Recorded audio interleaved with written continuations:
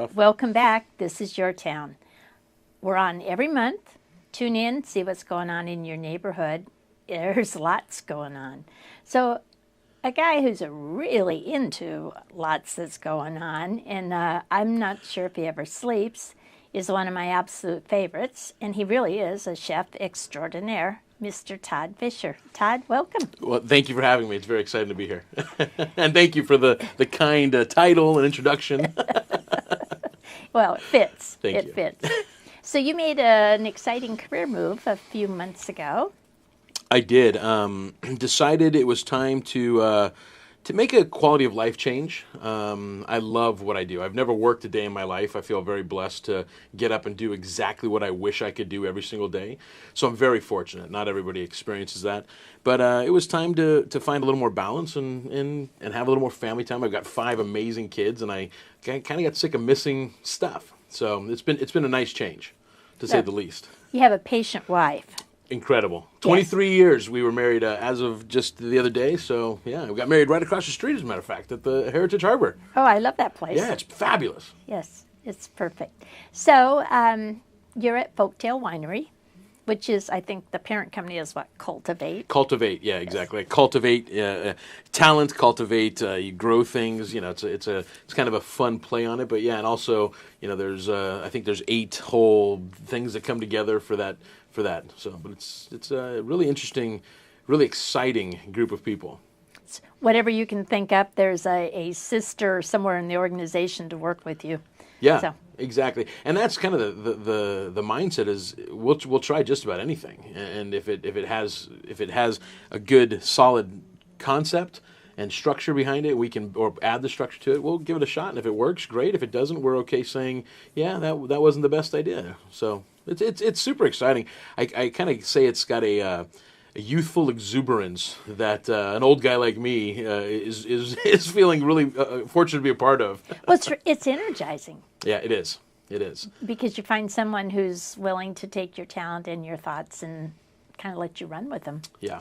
I mean, my creativity level has shot back up with kind of not only some of the decompression and downtime and getting inspired by going places with my family or just getting time to go do things. But, just kind of we want to do things that are different, exciting, not the same that you can find anywhere else. I mean, that's the whole point, is to create a really dynamic experience with everything we do. Our chef duels have been outstandingly received. I mean, they are literally sold out weeks in advance now.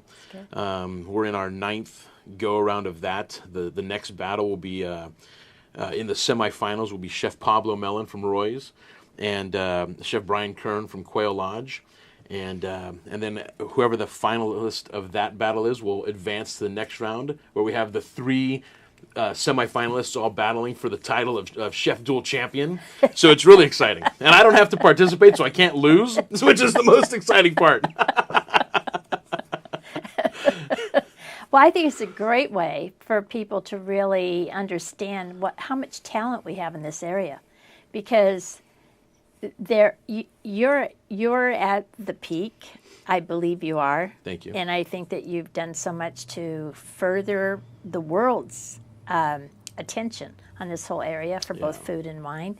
But I see all of these other chefs that almost any place on this peninsula, you can go in someplace and have an unbelievable taste experience. Yeah, I agree with you. And that was kind of the vision behind Chef Duel, was not only to draw attention to Folktale and the events we do.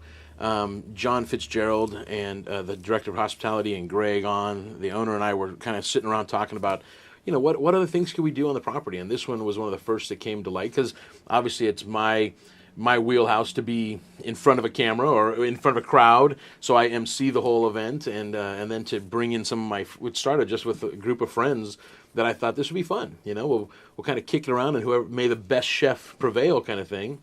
And now it's turned into, we got chefs from across California trying to participate, that want to call and get into the next round as we move forward. But really, yeah, it was just a kind of a brainchild to introduce the community, to show them all that we have here. Because you're right, there are so many talented chefs on this peninsula who probably don't get enough credit, because we're kind of a small market. And so there's a few that have risen to the top that are always kind of called out as maybe the top or upper echelon or whatever. But the reality is we got hundreds of really, really talented chefs on this peninsula, all of whom do a great job. I mean, every single one of the participants in Chef Duel crushed it. I mean, killed it. Just did an exceptional job. Most of our battles have literally ended in a tie that have to be broken by some game that we play because the judges can't even decide who did a better job. So it's pretty exciting, and it's the format is they all battle. Both chefs battle over one ingredient, but we give them 4 bonus ingredients so that they can get they can kind of. It adds a element of challenge in that if the ingredient doesn't work, you maybe lose points, but if it does work, you can hopefully bonus some extra points, kind of thing. So it's been a lot of fun. Well, I was on the founding board for the Classique d'Elegance for Meals on Wheels. Mm-hmm. And when Bert Cutino brought that idea with Norm Chetlin, I was like, okay, I'm in. Yeah. Yeah. And the first year, I think we had 6 tables. And, now it's grown into this huge event. But the idea of having set ingredients and then each chef prepares them, it's astounding to me. I love to eat, but I'm not very creative with food. It's astounding to me to give 20 people the same ingredients and see how many different ways those ingredients come out. It's like, wow. It's pretty incredible. Yeah, I've participated in that a few times, and it really is pretty interesting because you're obviously not in a kitchen large enough that could house all of the chefs that get invited to that. So you're working off of a table in a banquet room. And you're looking right next to you, and here's 3 other chefs, and you're like, well, that's a really good idea. I didn't think about it. I mean, so even we get kind of like, that's so much better. That's a better idea than what I thought of, Because there's that internal competition no matter what you do. Yeah, of course. I like that. I like competition. Me too. So you did before we get to what you're doing now, I just want to say the television show you did was just marvelous. Oh, thank you. It was. Thank you. I had a lot of fun. I hardly ever watch TV, but I always watched it, and you really, you killed it. Thank going around and getting people more involved with food. Yeah, well, it was a lot of fun. I wish it could have continued, but I'm also thankful that it didn't because the travel schedule, again, going back to quality of life, it was a big chunk of time on the road because that was the concept of the show was to travel the country and find all these incredible bacon locations, and or we did a steak show, we did a burger show. I mean, so it was awesome. I was just in the green room talking with somebody about, everybody goes, gosh, your cholesterol must have been horrible. I tell you, every time I go to the doctor, my doctor looks at me and goes, damn you, you're the healthiest fat guy in our office, I mean, he gets mad at me because he eats tree bark and all these things to try and lower his cholesterol, and he looks at mine and he's like, I just don't get it. Good genes, right? Hal tells me Hal has to take Lipitor or whatever that stuff is. Yeah. And me, he goes, you eat all the junk, you eat anything you want. Yeah. And I have the lowest blood pressure and the lowest cholesterol known to man. And it's it is genetic. I swear it is. Yeah, it has to be. And my wife and I joke that I don't stress about things. I laugh through almost everything. I have a great time. I love what I do. I swim. I do stuff to stay active. But I don't really focus on my diet too much, and healthy as can be. Great. I just read a quote yesterday that said, if you have 10 minutes of anger, it takes you 5 hours to shake it off. Wow. And if you have 10 minutes of laughter, it keeps you healthier for 24 hours. Because it releases endorphins or whatever makes sense. It does. So totally. You and I are kind of that laughter thing. You know what I say? If I'm having a bad day, somebody's having a worse one. So true, so true. I had a friend once had written on his checks, so who writes checks anymore? But he used to say, never had a bad day in my life. And I thought, I like that. Yeah. So true. Yeah, it is true. Okay, so let's talk about the future here. Yeah. So you've developed a whole new menu at Folktale, and you're rolling that out now? We've started rolling it out. So I've been with the group now, I'm going to say it's approximately 8 weeks, somewhere in that range, maybe even a little more. it feels like it was just yesterday because it's so exciting and fun. But we expanded our offerings for the wine garden. Our wine garden is like no other tasting experience in Monterey County or most of California for that matter, in that it's a huge open area. If you haven't been, it's beautiful. It sits among, there's grass and foliage and flowers and everything that's available to and all these different soft seating to hard seating to picnic bench kind of feel. And we offered a good offering of charcuterie and cheeses, basically, is what it was. Now we've expanded that to, we've really kind of refined our charcuterie program, and our cheese selection is expanded. We're doing more shared plates, warm burrata, freshly made with blistered tomatoes and baguette, and That makes me hungry. yeah, and me too. We're doing house cured olives and an olive plate. We're doing a lot of different kind of shareable items.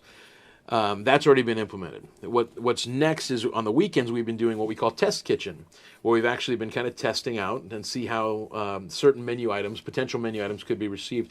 We're not a restaurant. We're not a full-scale restaurant, but we are much more of the kind of local bistro kind of feel is what we're kind of striving for. So we're going to do some great salads and expand that offering, some sandwiches or tartines or things of that nature, expand that offering. Maybe even add a steak or a roast chicken kind of concept. So you can kind of get it comfortable. You could have a full meal, but you wouldn't be going in there and looking at 9 or 10 appetizer options. You'd be looking at 3 or 4. And then a couple of really great salads. I was just talking to somebody the other day, and one of the things I'm most excited about is our approach to salads, because it can be so boring. In fact, Greg, one of the jokes was, "How many beet and arugula salads can one person eat?" You know, and I went, "You're absolutely right. I love them. Don't get me wrong. I love beets. I had beets for dinner last night."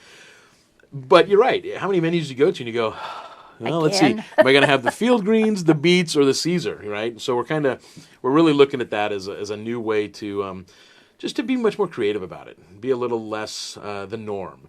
I hired Danny Leach as our chef de cuisine, who will kind of man that kitchen as although. Thank you for the title of chef extraordinaire. My official title is the vice president of culinary operations. Okay. So, which my wife joked just the other day that Chef Duel may have been a way to get a lot of chefs to audition for jobs coming in the future, and she's a pretty smart gal. But he's going to man that kitchen on a daily basis, and we're excited. We kind of brought him over. Danny and I have worked together for years. He's a super energetic, highly talented young man.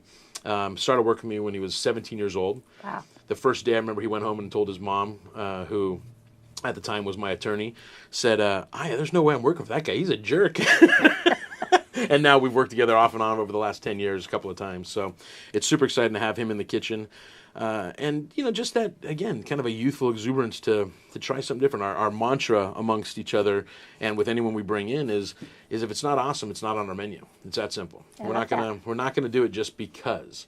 So for those people that will be very disappointed that we don't have a Caesar salad, we're going to have some other amazing variations of something that you could stretch it to think it might be a Caesar salad, but not to be esoteric and weird either. I mean, just really thoughtful, locally driven and inspired items that will really be satisfying, and I think you'd walk away going, that was amazing, because that's the goal. So I got in trouble with the Taylor people a year ago when the Business Council honored them at our gala, and I said in front of 400 people, I hate kale. Because they've obviously all figured out very clever ways, with the help of all of you very good chefs, on how many ways we could all eat kale. Yeah. But I will say I did eat baby kale the other day. Yeah. And it was good. Good. It wasn't as bitter. So anyway, just I am saying here in front of everybody, I could like baby kale. I just don't like big kale. So I would take that challenge to make you like big kale too. Okay, there you go. I'm a big fan of kale. It is, however, on the downward side. People are over kale. They're on to other things. cauliflower, Brussels sprouts are kind of making a peak again. I believe that kohlrabi is going to be one of the next big things that people really get behind. So we should all be buying kohlrabi futures. Yeah, exactly, exactly. But I think I can make you like big kale. Okay, there's a challenge. Yeah. I'm like, it's not in my kitchen. Although I did, as I said, I cooked with baby kale the other day. I'm a big fan, yeah. Yeah, Kalettes, too. Have you done kalettes? No. They're kind of a, I don't want to use the wrong term, but they're kind of like a hybrid or a, whatever it would be, a crossbreed, if you will, of Brussels sprout and kale. Okay. So they look like a little bit like a Brussels sprout in the shape and size, but they are they're purple and green like a kale would be, and they're delicious. Roasted, treated just like a Brussels sprout. They are fabulous. Okay, I'll have to Really try 'em. great. I actually like to cook. And I have to say, part of what I so admire now that I'm older and am in my kitchen a little more myself is all the chemistry and all of the complexity of what you all do every day. It's not just put an egg in a pan and, you Yeah. know, make a piece of toast and call it breakfast. Yeah. It's truly, it's an art and it's a science. And my hat is off to you because to do that and then be creative on top of it, mixing and matching new things is pretty spectacular. Thank you. Yeah, it's. I mean, my hat's off to it as well. I mean, very little in this world has been created by someone of my generation. We've kind of re-experienced or retooled things we've learned from decades ago. But I agree. And eggs, to me, it's funny you bring that up. It's one of my absolute favorite foods. I love eggs. I love them hard-boiled, soft-boiled. I'm not Rocky. I don't drink them raw. But just the concept of frying an egg and using a good oil, so it adds a flavor element. Allowing it in a hot pan, a lot of times, right? You didn't ever want to make the edges crispy or brown, but that adds. I like it better. Adds such an element of texture and different levels of flavor. So little things like that it's true. I mean, there's such a technique to it, such an art form to it that has to come through and has to be learned. It's very exciting. So you and we could talk forever. Yeah. We're going to run out of time, but I want to say that there's some big stuff coming, Correct. and I don't know if you can talk about it, but if not, we'll have you back in July or August, Yeah. and we'll talk about how that's coming. How's Well, that? I like that idea. That way we don't let too much out of the bag, as they say. But we are focused. I will use the term. We have now shifted our focus, and we are kind of hunkering down to do a project at the 7th and Dolores space in Carmel. Which has been talked about and rumored for months. Ever. Yeah, for months. But that deal is just about done. So we're all, we had meetings over the last couple of days there, and we're starting. I have a meeting later today to go order all the China silver glass for it, which will be very exciting. So I think we've passed the point of no return. At least I hope so. But it's exciting. It'll be for lack of a better term, it'll be a boutique steakhouse.